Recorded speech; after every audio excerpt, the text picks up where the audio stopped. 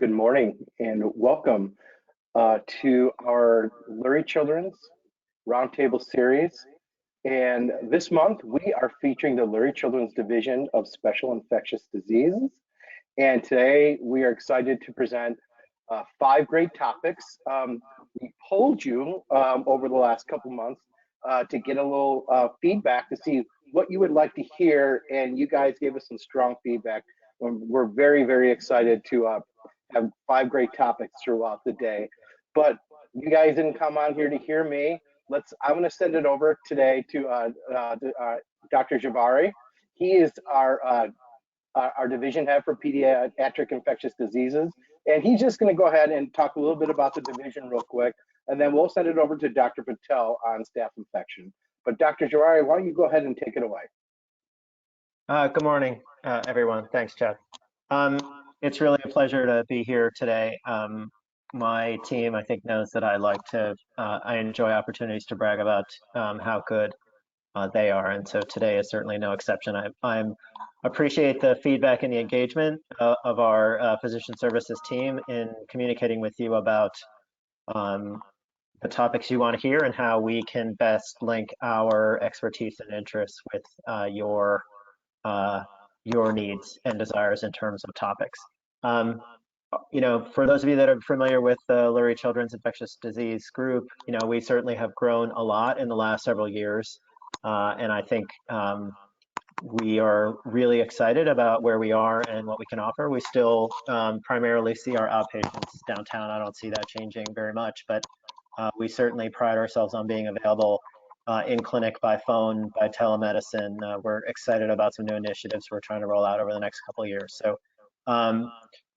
I hope you enjoy the day, and if any of us can be of service in helping you navigate the impending flu season. I think you probably have all noticed that our flu activity is starting to tick up. So for sure we will have a flu season this year. I'm not sure just how bad it's going to be. And certainly I think you all are probably navigating the post-holiday COVID surge that certainly we're seeing downtown with some of our admitted patients. We've definitely had an increase in the number of kids in the hospital. So anyway, have a terrific day, and I'm gonna, it's a delight for me to introduce my colleague, Dr. Samir Patel. Samir's been at Lurie now for 12 years, Samir? No, more than that. No. 8 and change, so yeah. Sorry, so 8 and change. I was giving him a little too much credit, which is probably the right way to screw it up on. But Samir runs our stewardship program. He is a jack of all trades. He's a gifted clinician and a talented educator as well, and really helps us best manage our antimicrobial use. He's also a passionate advocate for reducing antibiotics in the food supply, and I think that would be a separate talk perhaps for a future session. So anyway, without further ado, Dr. Patel, thanks very much. That'd be great. Yeah. Hey, Dr. Patel, I'm going to send this over to you now. I'm going to make you a presenter. And while I'm doing that, everyone who's on the line today, I would like to encourage you to go ahead into the question box and type up some questions while Dr. Patel is making his presentation. And then after the presentation, I am going to read the questions off to Dr. Patel. And then on some of you, if you'd like to go live with the questions, I'd be more than happy to unmute you and go live. But like I said, without further ado, Dr. Patel, go ahead and share your screen and take it away. Are you able to see it? We sure are. All right, thank you. Thank you for joining us early this morning. Today I'll be talking about trends in Staphylococcus aureus resistance and empiric antibiotic choices. So the overview of the brief talk, I'll talk about the historical evolution of Staph aureus resistance, some more local and even national data on susceptibility trends, and talk about the empiric choices for therapy that we recommend for staphylococcal infections as part of our Lurie clinical care guidelines.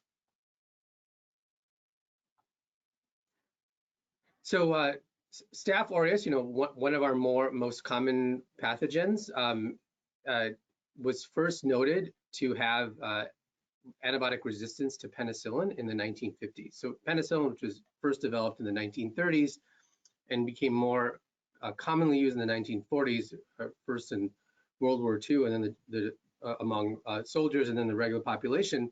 Penicillin was a very, very expensive drug at the time, and very few people had received it. But even by the 1950s, when the use became more common, penicillin-resistant Staph aureus was first discovered. And even today, there are some strains of Staph aureus that are penicillin susceptible. Very few, like probably less than 5% or less than 1% in some areas. But at some point, penicillin was a go-to drug for Staph aureus. So then methicillin was developed, which was commonly used to treat staph infections until the development, the discovery of methicillin-resistant Staph aureus soon after the 1970s. So this was a major public health issue in the 70s and 1980s, predominantly in healthcare settings. Obviously, the Staph aureus was resistant to all beta-lactam antibiotics at the time. So with the development of vancomycin, which was the go-to drug for treating MRSA, we, of course, as you can tell from this pattern of continued antibiotic use, that resistance also developed, and VRE was described in the 1990s, which was a very important pathogen, particularly in adult medicine and particularly in nursing homes. Now, just as frightening was the development of vancomycin intermediate-resistant Staph aureus, VISA, and vancomycin-resistant Staph aureus in 2002. So both of these are very uncommon, thankfully, but have been described and have different mechanisms of resistance, but so far it has not been really spread geographically because of the fitness of the organism. And even linezolid has had resistance. As you can tell with all organisms, there's a pattern of some time afterwards that with the new antibiotic resistance will develop. So, MRSA is an important pathogen in medicine, both in terms of tracking for healthcare associated infections and also in the community. So the MRSA rates that we had, I was describing, that were commonly the rise that was seen in the 70s and 80s. There was a second rise, which I'll show some data a little bit later, in the 2000s with community-acquired MRSA. So the federal government tracks the burden of MRSA resistance different ways. So one is that through electronic health records, like there's a consortium of hospitals that transmit their data on their susceptibility data on their isolates to the CDC. There's the reporting from the National Healthcare Safety Network, which these are episodes of healthcare associated infections associated with MRSA. And also there's a portion of the Emergency Infections Program that tracks epidemics or new epidemics that also can detect rises in MRSA, particularly if there's unusual resistance patterns. So interestingly, Staph aureus is one of those, MRSA is one of those few organisms where resistance is actually improving. The CDC publishes an antibiotics resistance threat report every 5 or 6 years. The last was in 2019. And in this report, they talk about various pathogens that are important in healthcare and changes over time. And as you can see in this graph, that the number of MRSA infections that as part of the surveillance that they do has actually dropped. Now, they don't pick up infections that are not cultured. It's like a lot of skin infections, but nonetheless, there's a decreasing burden, at least in this in their methods of surveillance. So at Lurie, we've seen the pattern that I showed in the first graph of the evolving resistance. We've seen that same pattern at our own isolates through the decades, and also an improvement in recent years. So as you can tell in this table, from 1985 2021 that initially in the mid 80s in our pediatric isolates, they were almost all MSSA. You see in the rightmost column. But that proportion of MRSA, the proportion that was MSSA was decreasing, and the proportion of MRSA was increasing through the 90s. And then it really dropped in the early 2000s with the rise of community-acquired MRSA.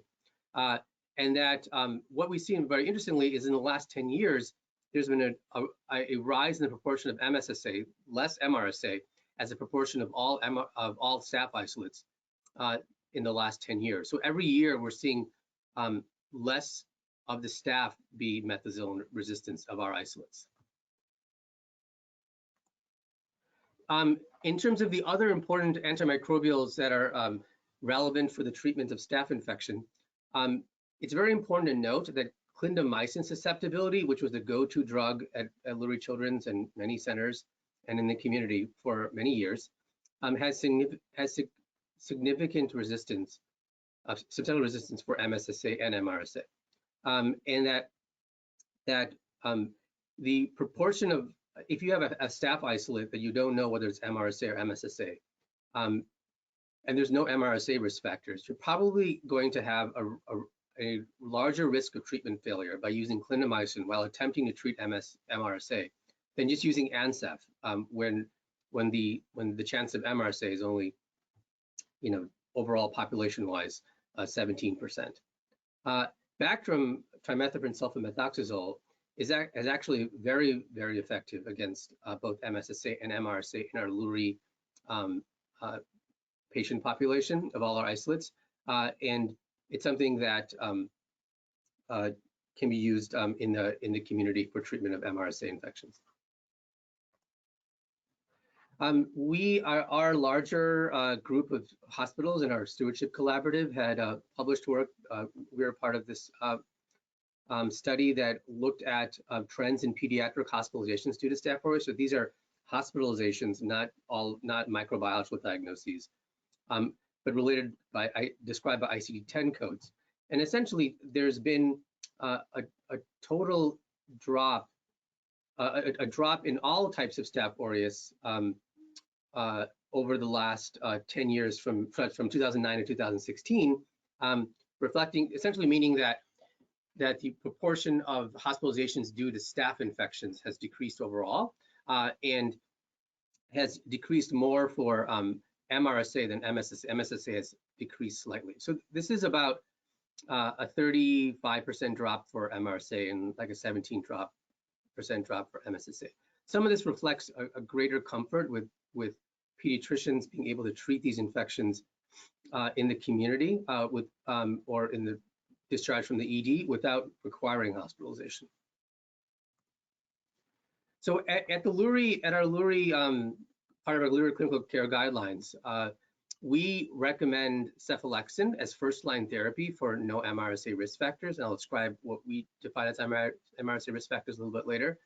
And we, for penicillin allergy, we recommend Bactrim if there's no purulent, if there's purulence or an abscess, and then if there is without purulence, which is more likely to be a strep species, we recommend clindamycin. The duration is 7 days, although there are treatment recommendations for in the adult populations for doing 5 to 7 days. And that we have a recommendation that for solitary abscesses in patients without fever that are small, less than 2 centimeters, and the patient's well appearing, we can not do any antibiotics and just do IND. And then in our inpatient setting for skin and soft tissue infections, we also prefer cefazolin. We do have options of clindamycin or trimethoprim sulfamethoxazole for penicillin allergy, depending on if the known resistance of the isolate. Sometimes we can have a sense of what the resistance pattern would be based on previous staph infections.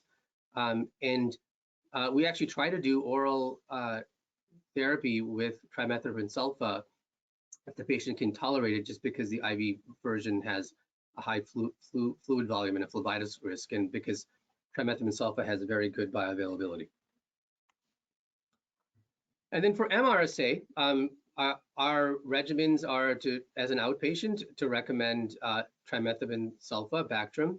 In the inpatient setting, depending on the scenario, to do clindamycin or trimethoprim sulfa. We try to stay within a duration of 7 days. And again, try to prefer to do oral therapy if we're going to use trimethoprim sulfa. So switching over to musculoskeletal infections, which is the other category of infections where we expect Staph aureus to be the dominant pathogen. In our clinical care guidelines, we also prefer the use of cefazolin as first-line therapy in well-appearing patients. This has the advantage of also treating Shigella infections and Group A strep. And we can transition to oral therapy from cefazolin to cephalexin when the patient is improved and they have a decreasing CRP. And we send home many children with uncomplicated muscular and skeletal infections, including osteo and septic arthritis, on cephalexin, when easily within 4 or 5 days if they have a good recovery. And similarly, for septic arthritis of the hip, we also recommend that regimen. And then for MRSA risk factors, depending on the isolated, if we can get a susceptibility, we prefer to use clindamycin, but we have used other regimens, including trimethoprim sulfa, as the resistance pattern dictates. And that if there's a positive blood culture, we ask to consult with ID, and the patient may need vancomycin up front, depending on susceptibilities and clinical stability, or possibly other agents. So at Lurie, we define risk factors as history of MRSA infection or colonization in the past 3 months, a household history of MRSA in the past 3 months, purulent skin infections in the past 3 months that require circular drainage, unless confirmed to be non-MRSA. And then to be consistent with our MRSA infection control classification, if they're requiring isolation for MRSA status as determined infection control, they're also considered to be at risk for MRSA. So the take-home points are the proportion of MRSA of all staph isolates is decreasing. Cephalexin is a drug of choice for bone, skin, and soft tissue and musculoskeletal infections, and that clindamycin resistance is substantial, but in many scenarios can still be used, particularly if you can confirm susceptibility. Thank you. Thank you, Dr. Patel. I really appreciate it. That was some very compelling data that you provided us today. I'd like to open up to any questions. If anybody has any questions in they want to type in, or if you want to raise your hand and I can send you live with those questions, I'd be happy to do that as well. Otherwise, this has been recorded, and we will be sharing this with you, a link that'll take you to our physician services team's webpage. And we would encourage you to share this information with your colleagues and view it at your on your own time. So, but right now, Dr. Patel, I don't see any questions in the room. So what we're going to go ahead and do is I'm just going to let everyone know how to contact you with questions. And you can reach Dr. Patel through our Division of Infectious Diseases at 312-227-4080. And he's also available at sjpatel@luriechildrens.org. And for those of you who have access, Epic In-Basket or Rapid Connect. And then there's always, of course, Lurie MD. Dr. Patel sees patients at the main hospital, and he's also doing telemedicine. So I'd like to thank you all for joining us this morning, and we hope to see you at 9 o'clock, 12 o'clock, 3 o'clock, and 5 o'clock today as we continue our Division of Special Infectious Disease Roundtable. Thank you, everybody, and have a wonderful day.